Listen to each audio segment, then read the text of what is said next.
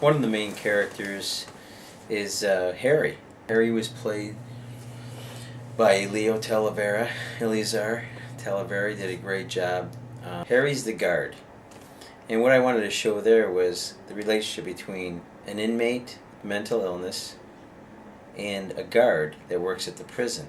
To show kind of what's going on, is misunderstanding actually what someone with mental illness, because Harry sees this guy as just totally a wacko. He's way out there. Harry's worked in other prisons before, but when he comes across James and his behavior and sees what's going on with him, he's just like taken back by it all. He starts wondering if it's going to affect his own well-being, his own job. He thinks his job is in jeopardy. There at first, Harry just doesn't understand anything that's going on with James. My character, he's almost kind of like, the slice of society in general.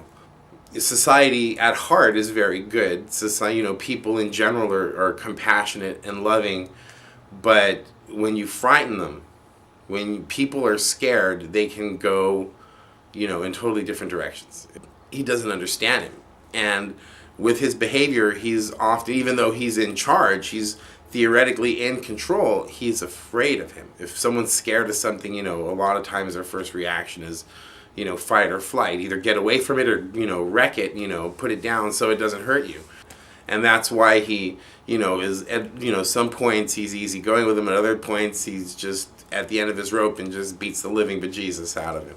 Poor old James just comes out all welted and bruised the next day and like, ugh, what happened? I don't remember. Harry's not a bad person, but he does bad things because he's afraid. He's reduced to the corporal punishment thing with the club and disciplinary action in that sense. And as we see as the film goes on, we see a relationship developing between them. And as James explains some of the things that's going on, that he was medicated before and he was doing good in the other prison, Harry starts to understand what's going on. Then we see a little bit change. He becomes a little more sympathetic to James's situation. He says, "Yeah, I'll try to help. Try to get you something that'll calm your nerves down." And now he's getting to know James, because James is crying out to him for help.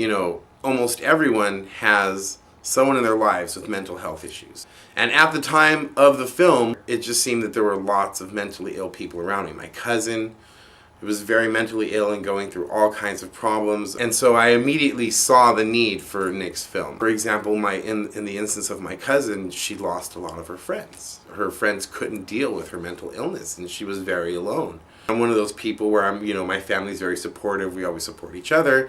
And so, so I was helping these people. A girl I was very close to was mentally ill and also going through all kinds of problems. And that's where I directly saw the need for people to understand this mental health issue, because if you ignore these problems and you let them, get worse, it's just, it's going to have a snowballing effect until, everything just goes completely haywire. That's what I was going for, because, like I said, Harry represents society, and what society doesn't understand, it fears, and what it fears, it has a tendency to destroy. So if we can get people past that fear into understanding, if they have knowledge they can fight their fear with, if they have all these things, maybe the problem won't be so severe, maybe the problem will be manageable, maybe it won't even be a problem anymore. We don't know. We'll have to see about all that.